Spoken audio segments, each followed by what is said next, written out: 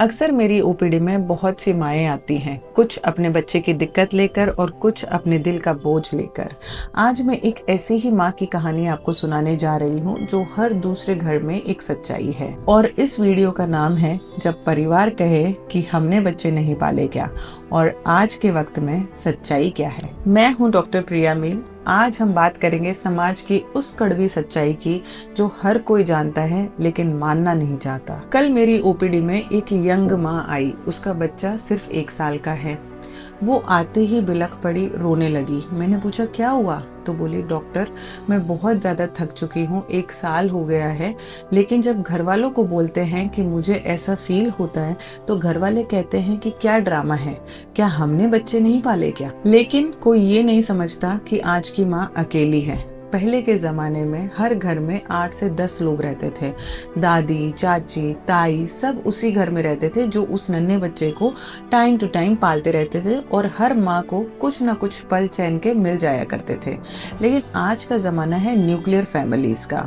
तो जहाँ nuclear family होती है वहाँ माँ अकेली पड़ जाती है, उसकी जिम्मेदारियाँ दोगुनी हो जाती हैं। जो लोग कहते हैं कि हमने भी बच्चों को पाला है, उन्हें ये समझना चाहिए कि अब वक्त बदल चुका है, ये ज़माना अलग ज़माना है। पहले बच्चे मिट्टी में खेलते थे, आज बच्चे स्क्रीन में पलते हैं। पहले माँ को साथ मिलता था, आज उसी माँ को सवाल मिलता है, पूरे दिन घर पे ही तो रहती हो तो इतना थक कैसे जाती हो। पहले एक बच्चे को पूरा गांव मिलके पालता था और आज एक अकेली माँ को पूरी दुनिया संभालनी पड़ती है। फर्क सिर्फ वक्त का नहीं है, फर्क पूरे सिस्टम का है, सोच का है। माँ जब कहती है कि मैं थक गई हूँ तो वो आपसे शिकायत नहीं कर रही होती है, वो सिर्फ और सिर्फ चाहती है कि कोई उसे समझे। उसकी नींद पूरी नहीं हो पाती है, उसके हार्मोनल बदलाव उसे कमजोर बना रहे होते हैं और ऊपर से मानसिक दबाव।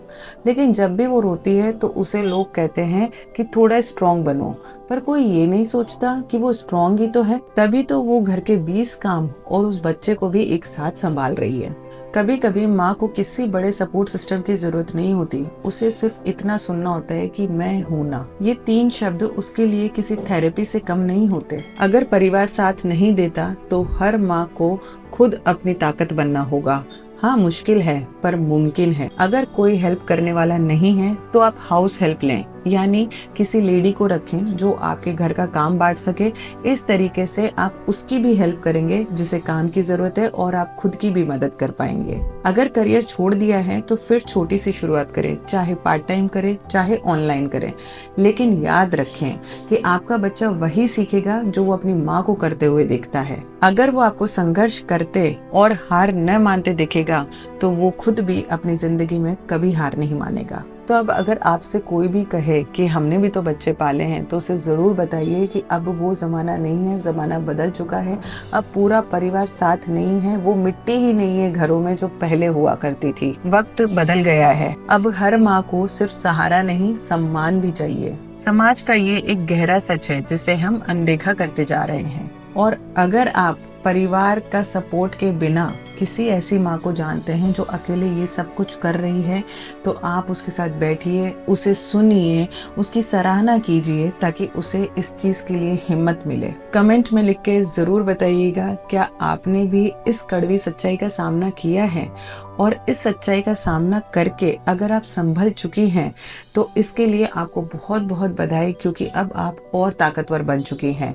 लेकिन आपके आस पड़ोस में अगर आप किसी ऐसी महिला को देख रही हैं जो नहीं संभल पा रही हैं, तो प्लीज़ उसके पास जाइए और उसे अपनी कहानी बताइए, जिससे उसको हिम्मत मिले और मोटिवेशन मिले और वो भी अपनी ज़िंदगी में आगे बढ़ पाए। मैं हूँ डॉक्टर प्रिया मील। मिलूंगी अगली वीडियो में ऐसी ही सच्चाई के साथ, चाहे वो एजुकेशनल हो चाहे वो समाज की सच्चाई हो। धन्यवाद।